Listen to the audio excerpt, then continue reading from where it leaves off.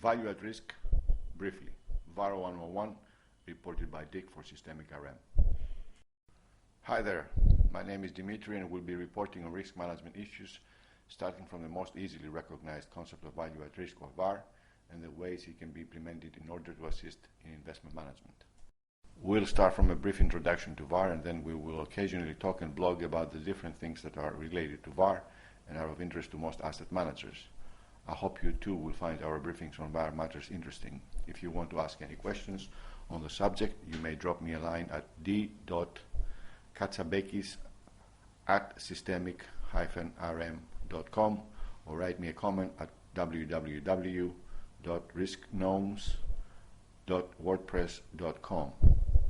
Either way, we'll be glad to hear from you and talk about VaR. Value at risk, or VaR, is defined as the minimum amount of money that someone could expect to lose from the value of a given investment or any portfolio of securities with a given probability over a specific period of time. From the VaR definition above, 4 factors evidently matter. A given time horizon, about possible losses over 1 day, 1 week, or 1 month. B, an associated probability level, whereby the stated VaR relates to a minimum possible loss over a given time period, the horizon, with a given probability. C, a certain amount of money calculated as a loss. And finally, D, the actual security involved, i.e. a stock, a bond, an option, or anything traded. For example, a dealer with a euro 50 million position might find that his VaR for a 1-day period with a 1% probability is euro 500,000. This means he can expect to lose at least euro 500 in any given day, about 1% of the time, or 2.5 times in a year, assuming 250 trading days. The user can specify any probability or holding period, and there are no rules to help one choose among alternatives. The concept of VaR is simple and therefore appealing to most risk management professionals and regulators. It can be developed for any kind of portfolio and can be aggregated across many portfolios of different kinds of instruments. VaR for each separate portfolio can be calculated and aggregated across all portfolios. This doesn't imply, of course, that estimating VaR for a portfolio is a simple process, since the correlations across different asset classes must be all accounted for. Nevertheless, the VaR approach does, however, provide a consistent measure across different portfolios. Thus, with appropriate consideration for all correlations, VaR can provide an overall measure of exposure that can be used and is relied upon today. Moreover, since VaR is stated in terms of whatever currency one uses, it is an attractive feature because senior management and anyone without much technical knowledge of investment securities can still easily understand the concept.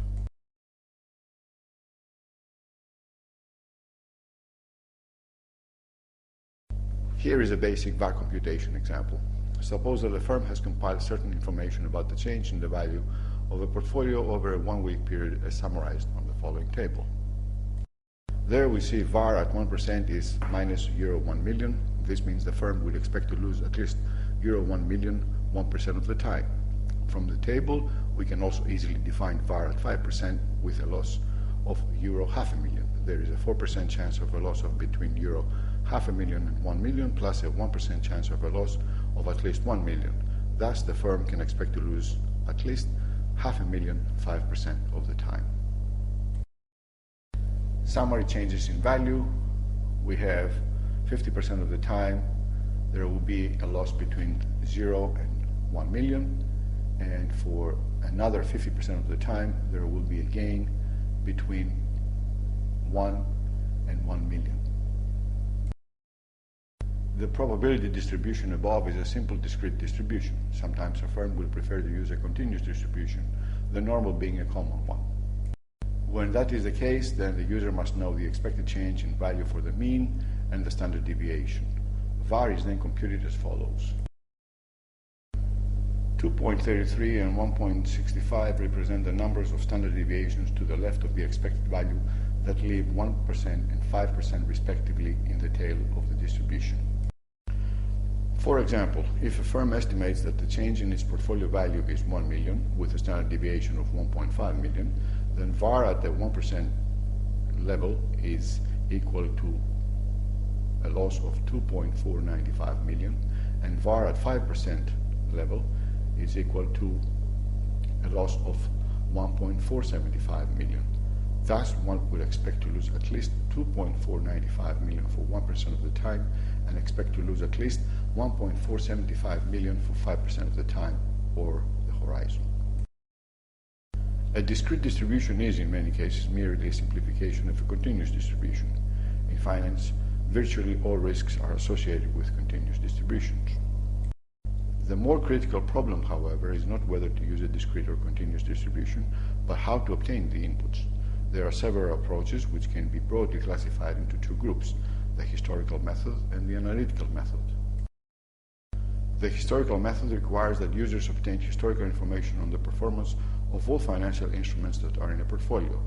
This means a time series of the prices or returns on these assets. From this historical data, the user can calculate means, variances, and covariances, and thereby estimate the parameters mean and standard deviation of the portfolio currently in place. Obviously, this method relies heavily on the assumption that probability distributions from the past continue to hold also for the future. Alternatively, the user might do a Monte Carlo simulation. Using the parameters estimated from the past data, the user can then generate random numbers to represent market prices, interest rates, etc., and for each simulation run, the value of the portfolio is determined. The simulation enables one to construct a frequency distribution from which VaR can be picked off from the left tail. This is the general idea behind the historical method of computing VaR, but the implementation is not as straightforward as it might seem. Suppose a portfolio consists of various positions in LIBOR-based instruments such as FRAs, caps, floors, and swaps. It also holds some treasury notes, some common stock, some short positions in stock index futures, and some currency options. The returns on these assets are not generated by the same source of uncertainty. To produce a portfolio variance, then, it is necessary to estimate the correlations among all these different classes of instruments. Though this is not a difficult task, it is certainly subject to some estimation error. In addition, the number of correlations that must be estimated can be quite large. For a Monte Carlo simulation, random numbers representing prices, interest rates, and exchange rates must be generated according to the relative frequency with which they would appear in practice. Thus, the simulator must take into account the correlations among the prices and rates. When estimating VaR using the analytical method, one must determine the means, variances, and covariances of the existing assets and liabilities based on information currently available, in contrast to historical information. Some of this information can be obtained from the term structure and models used in capturing its evolution. For example, one might be able to obtain good estimates of deltas and gammas for swaps, caps, etc. Since deltas and gammas tell us how a derivative or asset price will change if the underlying changes, we can obtain an estimate of the appropriate volatility of the derivative or asset. Obtaining these estimates for other instruments such as stocks is more difficult, though. In any case, one must obtain estimates of expected changes, variances, and covariances based on current and expected future data. From these, one can identify the VaR as represented by a point on the left tail end of the distribution. Alternatively, given estimates of means, variances, and covariances, simulation can also be conducted so as to generate a frequency distribution from which the left tail end can be examined for the VaR.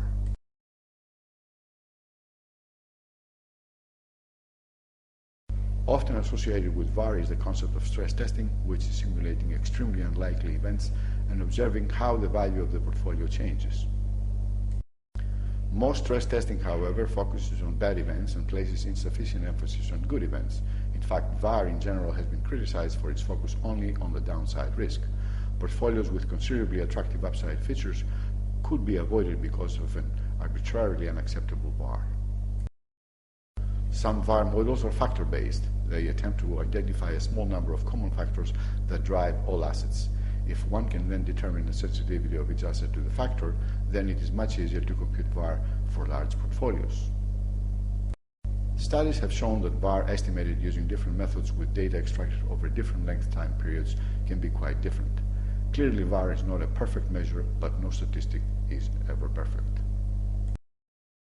Users should be aware that VaR provides only an estimate, is potentially subject to large error, and should not be relied upon as the sole source of information when managing risks.